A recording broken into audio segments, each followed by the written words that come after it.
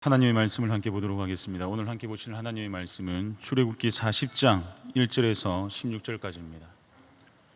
출애굽기 40장 1절에서 16절까지인데 오늘은 출애굽기 40장 1절과 2절 그리고 16절 이 세 절만 우리 함께 한 목소리를 읽도록 하겠습니다. 40장 1절부터 우리 함께 읽겠습니다. 여호와께서 모세에게 말씀하여 이르시되 너는 첫째 달 초하루에 성막 곧 회막을 세우고 16절입니다. 모세가 그같이 행하되 곧 여호와께서 자기에게 명령하신 대로 다 행하였더라. 아멘. 오늘 본문의 이 말씀을 가지고 여호와께서 명령하신 대로 다 행하였더라 라는 제목으로 하나님의 말씀을 함께 나누어 보길 원합니다. 출애굽기는 총 40장으로 되어 있는데 구출, 율법, 성막 이 세 단어가 핵심 키워드라 생각됩니다. 하나님께서는 고통 중에 신음하는 이스라엘 백성들을 모세를 사용하셔서 애굽에서 구출하셨습니다. 그리고 율법을 주시면서 더 이상 세상의 자녀가 아니라 죄의 자녀가 아니라 하나님의 자녀로서 어떻게 살아야 하는지 알려주셨습니다. 그리고 마지막으로 하나님이 거하실 성막을 짓게 하심으로 이스라엘 백성들과 함께 하시겠다고 말씀하셨습니다. 하나님께서는 하나님이 백성 가운데 거할 성막을 만들라고 모세에게 말씀하셨습니다. 그리고 그 성막에 대한 치수, 무게, 색상 그리고 재료를 만드는 모든 방법 등등을 일일이 다 알려주셨습니다. 모세와 이스라엘 백성들은 하나님께서 말씀하신 그대로 단 하나의 오차도 없이 성막에 필요한 모든 것들을 다 만들었습니다. 오늘 본문인 출애굽기 40장은 드디어 하나님이 거할 성소인 성막이 조립되어 완성되는 내용을 다루고 있습니다. 성막 건축에 필요한 모든 것들이 다 만들어지자 이어서 하나님께서는 모세를 향해 성막을 세우라고 명령하십니다. 본문 1절과 2절입니다. 여호와께서 모세에게 말씀하여 이르시되 너는 첫째 달 초하루에 성막 곧 회막을 세우고. 먼저 오늘 본문에서 함께 주목해 보기를 원하는 것은 하나님께서 성막을 세우라고 말씀하신 그 날짜입니다. 하나님께서는 성막을 언제 세우라고 명령하고 계십니까? 첫째 달 초하루입니다. 오늘날의 시간 개념으로 보면 1월 1일이 됩니다. 새해 첫날 하나님께서는 성막을 세우라고 모세에게 말씀하고 계신 것입니다. 하나님께서 성막을 세우라고 말씀하신 이날 첫째 날 초하루는 과연 어떠한 날이기에 하나님께서는 정확한 날짜를 명시해 주시면서까지 첫째 달 초하루에 성막을 세우라고 말씀하시는 것입니까? 이날은 하나님께서 430년간 애굽의 노예로 살던 이스라엘 백성들을 해방시켜 주신 날입니다. 이날은 하나님께서 이스라엘 민족을 구원해 주신 날입니다. 그렇다면 출애굽한 지 1년이 지난 첫째 달 초하루에 성막을 세우라고 말씀하신 그 이유는 무엇입니까? 이스라엘 백성들을 출애굽시켜 주신 그 하나님의 구원의 은혜, 종되었던 애굽에서 구원해 주신 구속의 은혜를 기억하라는 것입니다. 구원의 감격을 잊지 말라는 것입니다.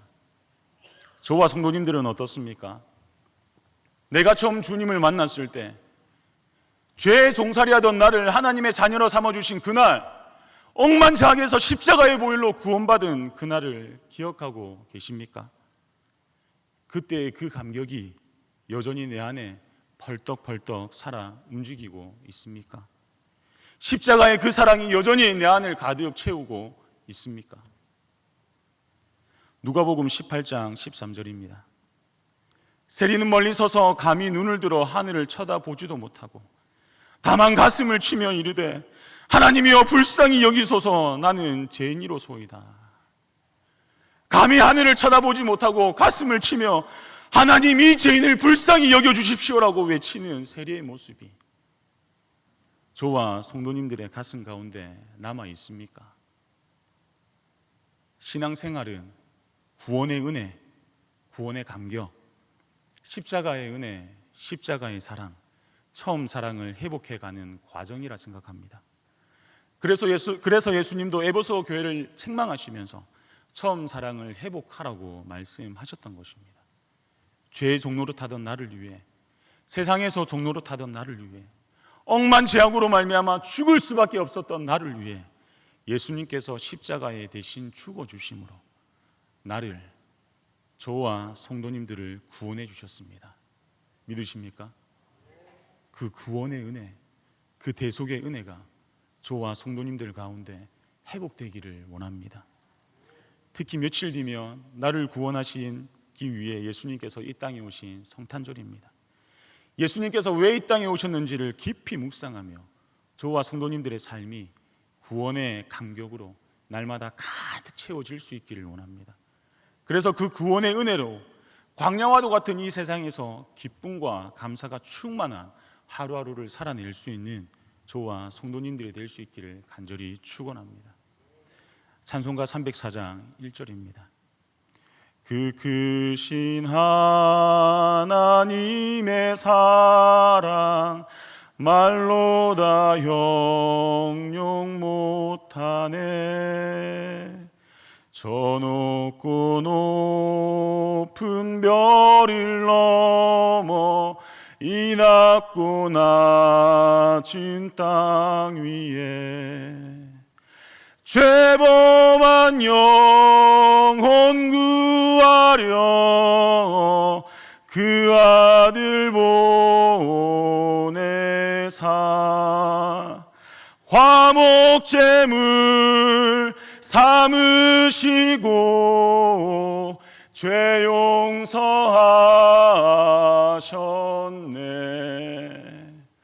하나님 크신 사랑은 증량다 못하네. 영원히 변치 않는 사랑 성도여 찬양하세.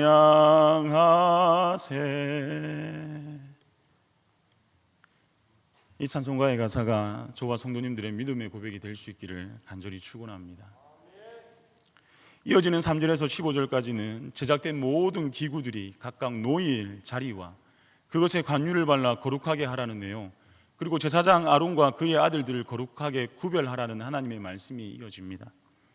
모세는 성막의 기물들을 만드는 방법에서부터 그것들을 배치하고 기름을 발라 거룩하게 하고, 그리고 제사장 아론과 그의 아들들에게 기름을 부어 제사장 직분을 감당하게 하는 것까지 하나님께서 말씀하신 대로 다 행하였습니다. 그냥 행한 것이 아닙니다. 하나님께서 말씀하신 모든 지침대로 온전히 다 100% 하나님의 말씀대로 행하였다는 것입니다. 그래서 오늘 본문의 마지막 절인 16절은 그라 모세를 향해 다음과 같이 말씀하고 있습니다. 16절입니다. 모세가 그같이 행하되 곧 여호와께서 자기에게 명령하신 대로 다 행하였더라. 여호와께서 자기에게 명령하신 대로 다 행하였더라. 모세는 성막과 관계된 모든 것 하나에서 10까지 모두 하나님께서 명령하신 그대로 100% 온전히 하나님의 명령대로 행하였습니다. 그래서 성막을 건축하는 데 있어서 가장 많이 반복되는 문장이 하나 있는데 그것이 뭐냐면 여호와께서 명령하신 대로 행하였다라는 문장입니다. 39장에서만 무려 7번이나 반복되고 있을 뿐 아니라 오늘 본문 16절을 포함해서 40장에서만 하나님께서 명령하신 대로 행했다라는 이 문장이 무려 8번이나 반복되어져서 나오고 있습니다. 이것은 성막을 만드시는 분이 하나님이라는 사실을 보여줌과 동시에 모세가 얼마나 하나님의 말씀에 철저히 순종했는지를 보여주는 대목인 것입니다. 모세는 철저히 하나님의 말씀에 순종한 하나님 중심, 말씀 중심의 사람이었습니다. 모든 것이 부족하고 모든 것이 척박한 이 광야라는 환경에 있었을지라도 모세는 하나님께서 말씀하신 것을 하나도 빠짐없이 다 지켜 행한 순종의 사람이었다는 것입니다. 그래서 히브리서 3장 5절은 이런 모세를 향해서 하나님의 온 집에서 신실한 종이라는 표현을 사용하고 있습니다. 종으로서 신실했다는 말은 무슨 말입니까? 주인의 말에 100% 순종했다는 것입니다. 하나님의 말씀에 온전히 충성했다는 것입니다. 모세는 당시 가장 강한 나라였던 애굽의 왕자로 수많은 학문과 문물을 경험했던 사람이었습니다. 그러나 모세는 자신의 경험, 학문, 지식 모두 다 내려놓고 오직 하나님의 말씀에만 순종했던 인물이었습니다. 모세가 하나님 중심, 말씀 중심의 사람이었기에 하나님께서는 하나님의 임재를 상징하는 성막을 만드는 아주 중요한 일에 모세를 사용하셨던 것입니다. 즉, 이 성막은 하나님의 임재를 상징하는 이 성막은 순종을 통해서 만들어졌고 이 성막은 순종을 통해서 완성되었다고 말할 수 있습니다. 그래서 하나님의 임재를 상징하는 성막에서 순종은 핵심 중에 핵심이라는 것입니다. 오늘날의 성막인 교회의 핵심도 마찬가지입니다. 교회가 교회되는 것은 오직 하나님의 말씀에 순종할 때 가능해집니다. 하나님의 성전인 우리도 마찬가지인 것입니다. 오직 하나님의 말씀에 순종할 때 우리는 참된 하나님의 성전이 될 수 있다는 것입니다. 그렇다면 모세가 아무것도 없는 광야, 모든 것이 부족하고 생명이 살아갈 수 없는 그 광야에서 하나님께 온전히 순종할 수 있었던 그 비결은 무엇입니까? 먼저 전제가 되어야 하는 것은 구원의 은혜입니다. 모세는 구원의 은혜가 충만했던 사람입니다. 거기에 더해 하나님 말씀을 아는 지식에 있어서 또한 모세는 충만한 사람이었습니다. 신명기 34장 10절입니다. 그 후에는 이스라엘의 모세와 같은 선지자가 일어나지 못하였으니 모세는 여호와께서 대면하여 아시던 자요. 모세는 어느 누구보다 하나님을 잘 알았던, 하나님과 친밀한 교제를 나누었던 사람이었습니다. 그렇기에 모세는 모든 것이 부족하고 죽음의 그림자가 항상 드리운 그 광야에서 온전히 하나님께 순종할 수 있었던 것입니다. 그렇기 때문에 하나님의 말씀에 온전히 순종하려면 무엇보다 하나님의 말씀을 알아야 합니다. 왜 순종을 못합니까? 간단합니다. 하나님의 말씀을 알지 못하기 때문에 순종 못합니다. 순종하는 삶을 살고 싶으십니까? 간단합니다. 하나님의 말씀을 알아야 합니다. 하나님의 말씀을 알기 위해 주야로 하나님의 말씀을 묵상하고 묵상해야 합니다. 하나님의 말씀을 묵상하고 묵상하는 그 과정을 통해서 우리는 하나님의 말씀을 알아갈 수가 있습니다. 하나님의 말씀을 가까이 해야 합니다. 말씀 회복 운동이 내 안에서 일어나야 된다는 것입니다. 얼마 전에 김양재 목사님의 말씀 집회가 있었습니다. 그 말씀 집회의 핵심이 무엇이었습니까? 하나님의 말씀을 묵상하는 것, 하나님의 말씀을 아는 것이었습니다. 하나님의 말씀을 가까이 하심으로 모세처럼 하나님께서 명령하신 대로 순종함으로 교회다운 교회, 성전다운 성전이 될 수 있는 저와 성도님들이 될 수 있기를 간절히 축원합니다. 그렇다면 그 모세의 순종의 결과는 무엇입니까? 34절입니다. 구름이 해막에 덮이고 여호와의 영광이 성막에 충만하매. 구름은 하나님의 임재의 가시적인 표현이라고 말씀드렸습니다. 즉 모세와 이스라엘 백성이 하나님의 말씀에 온전히 순종했을 때 그 하나님의 임재와 하나님의 영광이 나타났다는 것입니다. 세상에서 가장 큰 복이 무엇이라 생각하십니까? 모든 만물을 창조하시고 모든 만물을 통치하시며 모든 만물의 통치자 되시는 생사복을 주관하시는 살아계신 하나님께서 나와 함께 하시는 것이 복 중의 복이라는 사실을 믿으시길 바랍니다.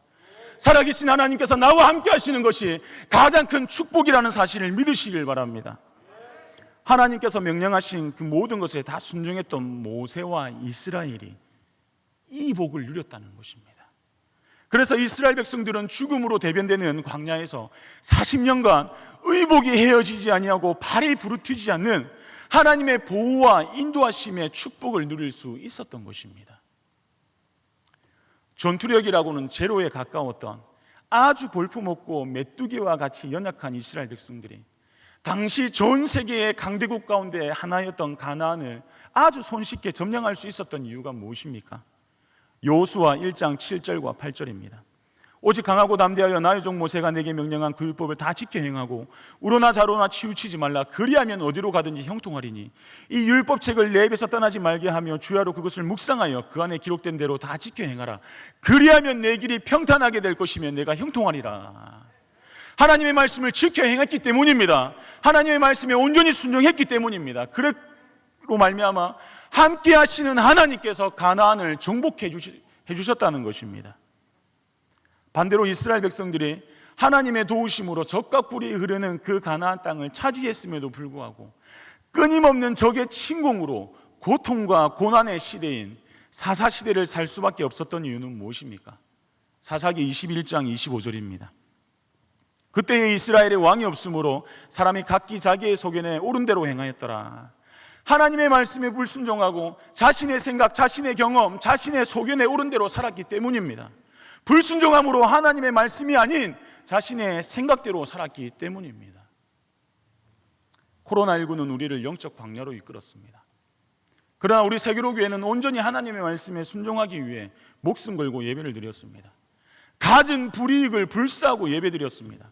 만나지 마라, 모이지 말라라고 말을 하지만 온천하에 다니면 땅끝까지 복음을 전하는 그 하나님의 말씀에 순종해서 이 코로나 시대에 더욱더 열심으로 복음을 전했습니다.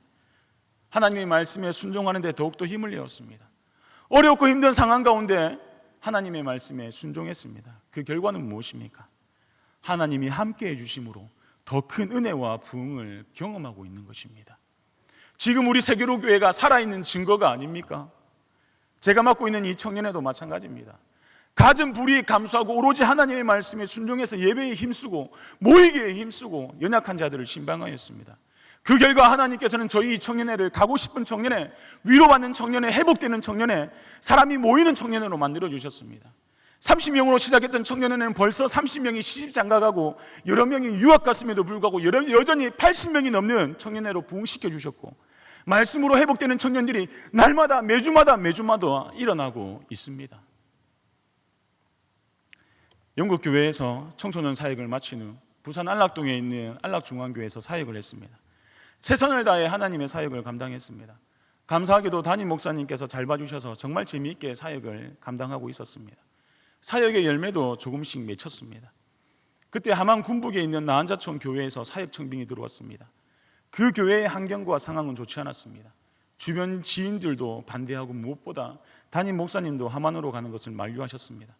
한번 촌에 들어가면 다시 나오기 힘드니 여기에서 계속 사역을 하라고 강하게 말씀하셨습니다. 함안 군북에서의 사역 환경과 여러 상황들은 안락중앙교회와 비교해서 매우 열악했습니다. 그럼에도 하나님은 그 나한자촌 교회에 대한 마음을 계속해서 부어주셨습니다. 결국 하나님께서 주시는 마음에 순종하기로 결단했습니다. 담임 목사님께 저의 결정을 말씀드리고 군북에 있는 나한자촌 교회로 사역을 나갔습니다. 생각했던 것보다 더 열악한 환경이었습니다. 개인차가 없으면 가기 힘든 인적이 드문 곳에 교회는 위치해 있었습니다. 모든 것이 이전 교회에 비해 열악했지만 최선을 다해 사역을 감당했습니다. 저처럼 생긴 사람이 매일매일 슈퍼맨 옷을 입고 초등학교, 중학교, 고등학교로 찾아가 전도를 했습니다. 토요일이면 그 교회에 있는 아이들과 주변 마을을 돌아다니면서 복음을 전했습니다. 전도를 하고 돌아오면 10명 정도인 아이들에게 토요일마다 밥을 해먹이고 공부를 가르쳤습니다. 함께 새벽 기도를 나갔습니다. 제자반을 하면서 성경을 가르쳤습니다. 나한자촌으로 아이들이 전도되어 왔습니다. 아이들이 늘어나기 시작했습니다.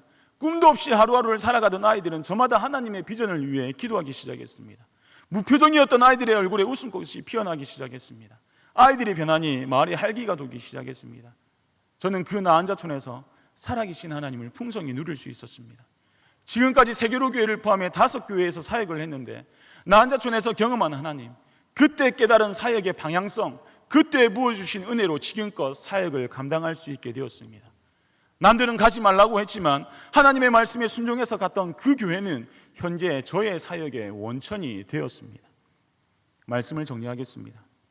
하나님이 찾으시고 하나님께서 쓰시는 사람은 분명합니다. 모세와 같은 사람, 오직 말씀에만 온전히 순종할 수 있는 사람, 자신의 소견에 옳은 대로 행하는 사람이 아니라 자신의 경험, 지식, 모든 건 내려놓고 오직 하나님께서 명령하신 대로 행하는 사람을 하나님은 찾으시고 그 사람을 사용하셔서 역사를 일으키신다는 것입니다. 하나님은 돈 많은 사람, 능력이 뛰어난 사람, 재능이 많은 사람, 권력이 많은 사람을 사용하지 않으십니다. 하나님께서 쓰시는 사람은 하나님의 말씀대로 순종하는 사람입니다. 하나님은 그런 사람을 통해 하나님의 일을 이루어 가십니다. 예수님께서 십자가에 달려 죽기까지 순종하심으로 인류를 구원하셨습니다. 하나님은 이처럼 순종하는 사람을 통해서 역사하신다는 것입니다. 어떤 수식어가 우리들의 이름 앞에 붙여지기를 원하십니까? 성공한 사람, 뛰어난 사람, 높은 자리에 오른 사람, 갖은 역경을 이겨내고 승리한 사람 아닙니다. 그 어떤 수식어보다 하나님의 말씀에 순종한 사람이라는 이 수식어가 저와 성도님들의 이름 앞에 붙여지기를 원합니다. 그래서 모세와 같은 하나님이 쓰시는 사람을 살리고 가정을 살리는, 더 나아가 민족을 살리는 이 시대의 사명자가 될 수 있기를 간절히 원합니다. 하나님께서 우리 세계로 교회를 통해 역사하시는 이유가 무엇입니까? 하나님의 말씀에 온전히 순종하는 사람이 모여있는 교회가 바로 우리 세계로 교회이기 때문입니다. 하나님께서 코로나 시대에 이 시골에 있는 교회를 사용하시는 이유는 무엇입니까? 단 하나입니다. 세상이 아니라 사람이 아니라 권력이 아니라 오직 하나님의 말씀에만 순종하는 교회이기 때문입니다. 지금처럼 하나님의 말씀에 온전히 순종하심으로 하나님께서 써내려가는 그 역사의 주인공이, 시대의 사명자로 쓰임받는 사람이 바로 저와 성도님, 우리 세계로 교회 모든 가족들이 될 수 있기를 주님의 이름으로 간절히 축원합니다.